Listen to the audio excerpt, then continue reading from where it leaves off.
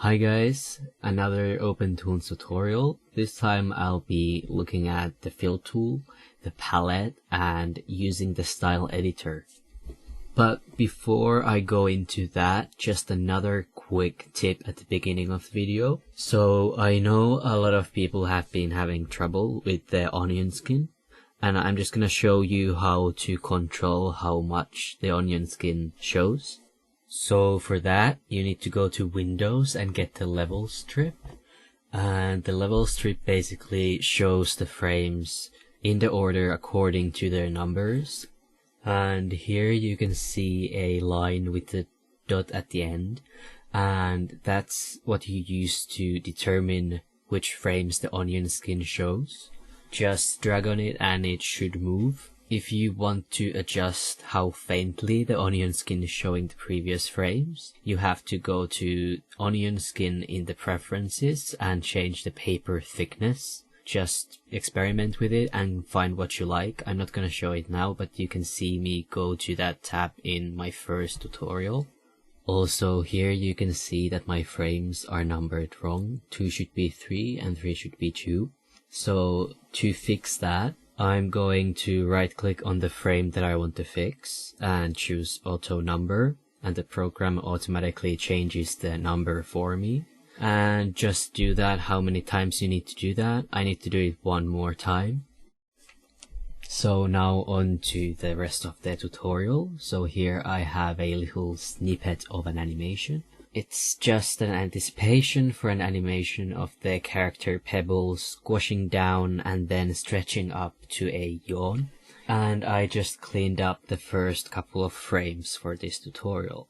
Now, cleanup is going to be covered in a different tutorial, but I'm using a little bit of footage from when I was setting up to show you guys how to change the opacity of a level. So with the left mouse button, click and hold down on the pink bar in the column, and that gives you a slider that you can use to control the opacity.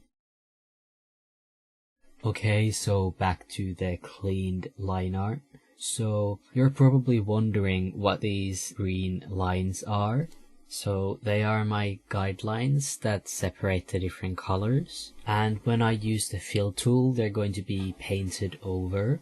So to make that happen, I have to go to the settings in the style editor and click the box that says auto paint for lines, and remember to click apply when you're done. So now we're going to be filling our palette with colors, or styles as they are called in OpenToonz. I've already made a new style, and to make a new one you have to select a style and click the new style icon, and just repeat that as many times as you like until you have the amount of colors that you need. And once you're happy with the amount of styles that you have, then we can start changing the colors. To do that, select the style that you want to change the color of, and then go to the style editor and use the sliders to change the color to whatever you want to change it to. And once you're happy with that, click apply, and just repeat that to all of the styles. So no need to worry about the colors just yet. We're gonna pick placeholders now, and then we'll change the colors to the actual ones later. So now we're gonna be using the styles that we've made. Just click on the style and take the fill tool from the toolbar and click on the area that you want to fill. Note that the auto paint lines get covered up. Just remember to go and set them as auto paint for lines. I'm gonna skip ahead a little bit because this is a really straightforward thing to do. Okay, so now the first frame is all filled up. It looks hideous, but just bear with me, we're gonna change the colors later.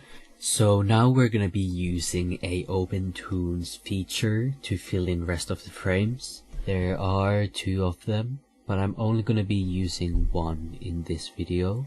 So with this method we're going to be filling in one color for several frames at once. So first, in the tool option bar, tick the box that says frame range, and then using the fill tool set a marker on the first and the last frame of the animation that you want to color. Now the program should fill in the color for all the frames.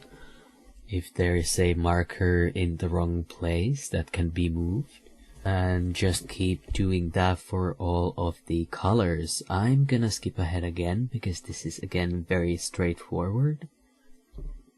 Okay, so now the character is all filled in and we're finally editing the character's colors. So to get the right ones, I've brought in the character's ref sheet.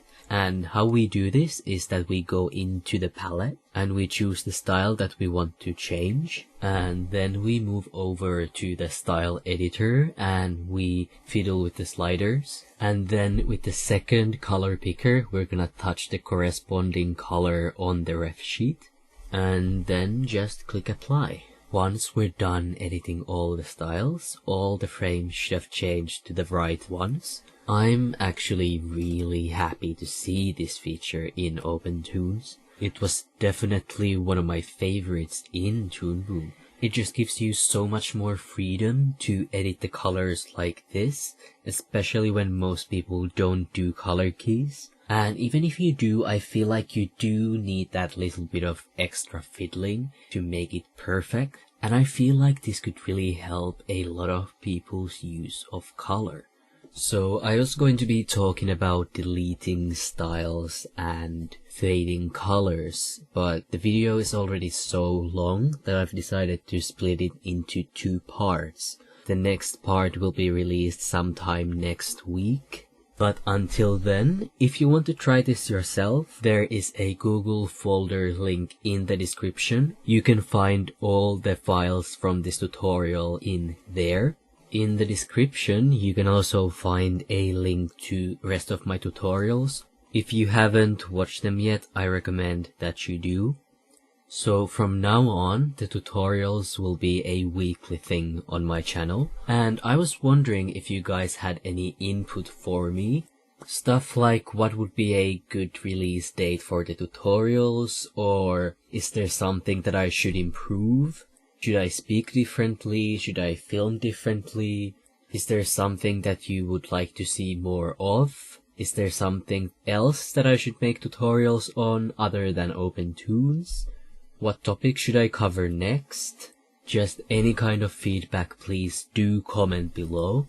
I want to make these tutorials better, and any feedback from you guys would be a huge help. As usual, if you have any questions, do ask them. You can also send them to me on Twitter. Also, feel free to check out my animations, and if you want to see more tutorials like this one, feel free to subscribe. And I hope you found this tutorial helpful.